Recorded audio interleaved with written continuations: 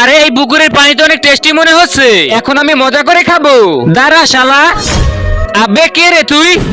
শালা তুই এই পুকুরের পানি খেতে পারবি না। কেন রে? কারণ এই পুকুরের নিচে অনেক জলপরা আর জলপরি থাকে, তুই এই পানি খেয়ে ফেললে সবাই মরে যাবে। আজকে তো এই পুকুরে ডুবিয়ে ডুবিয়ে গোসল করব। আরে ভাই, আমাদের পুকুরের পানি এত কমে গিয়েছে কিভাবে? কারণ প্রতিদিন এখান থেকে একটা রাক্ষস পানি খায় আর আমাদেরকেও খেয়ে ফেলে। কি বলো এইসব? আজকে তো ওই শালাকে মজা দেখিয়েই ছাড়বো।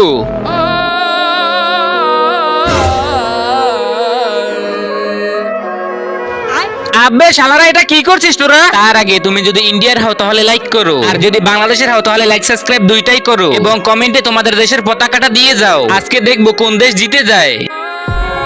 আমরা প্রতিদিন এই পুকুরে হেগে দিয়ে যাই, আর তুই প্রতিদিন এখান থেকে সেই পানি খাস। আব্বে এইটা কি বললি?